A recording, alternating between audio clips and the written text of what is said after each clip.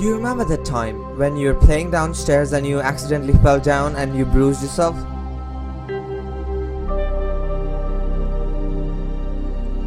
You ran straight back home and your mother applied some antiseptic on the wound. After a few days, it had appeared to have healed. You're probably wondering why I'm telling you this. You see, most of us fail to understand that Earth is doing the exact same thing.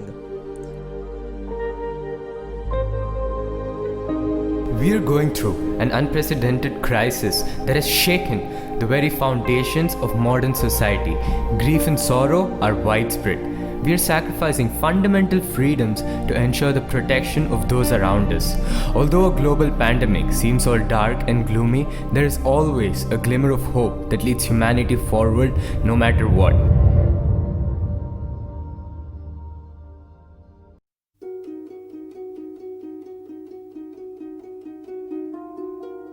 Apparently, for some reason, we humans are denying an obvious fact. We have wounded the earth so bad that it needs some time to heal. The lockdown, you see, the clear skies, the empty streets, the pristine waters, all of them point to one single thing, that the earth is healing.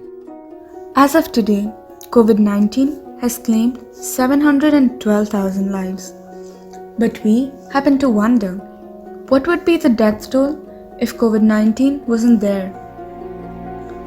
How about 7.5 billion people? You heard me right. How about a death toll of all the people in the world? When asked how exactly, only one main cause comes to my mind: global warming. Shouldn't we take a moment to wonder about how we dodged a bullet due to this pandemic? How probably global warming might have destroyed our planet. This is our chance to make things right, and maybe our only shot left at a better tomorrow. Just like everything else, there is also a positive side to the COVID-19 pandemic, no matter how hard it is to believe. To name a few, the lockdown has given us the time we always needed but never received due to our hectic schedules. We can spend this quality time caring for ourselves and those around us. It has provided a break from our daily grind and shown us a glimpse of what it truly means to be human. We finally have the time to hone our life skills and pursue our hobbies. We have the time to bond with our loved ones and spend time with them, and this leads to stronger relationships and more understanding within the family. With the advent of technology, we can talk with our friends and family who are miles away but seem to be right next to us. Due to the widespread usage of the internet, it has to surpass its limits. The process of globalization has accelerated manifold. It is worthy to note the transformation of education amidst this crisis. The internet, an endless source of information, empowered education. Online learning is a privilege which most of us have taken for granted. Methods of teaching have been modernized and are gradually replacing traditional ones.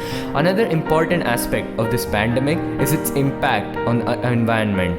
Due to the lack of planned travel, carbon emissions have reduced significantly. This, combined with the inactivity of factories and industries, has cut down fossil fuel usage. At the same time, governments aim to accelerate the clean energy transition. Air pollution has hit record lows. You see, Corona had a bad impact on us, but it had a very, very positive impact on the earth. In a court, the judge is forced to listen both the sides of the argument. Then why in the court of the earth are we only listening to one? This situation has also revealed the lack of proper healthcare systems in even the most developed countries and has paved the way for healthcare reform. Mental health problems are getting the attention they deserve. This pandemic has also garnered international cooperation. The worldwide effort to facilitate the search for a vaccine is genuinely inspiring. Welfare programs are being funded and expanded. People are coming together as they fight against a common enemy. Most importantly, the emphasis on hygiene and sanitation is more widespread than ever before throughout this pandemic. It is teaching us all a lesson on social responsibility and how our actions affect our lives and those around us. As a final note, The pandemic has shown us that it isn't about what you gain from society, but what you as an individual can contribute to it. This situation yet again proves that we cannot fight any battle alone and no victory is our own.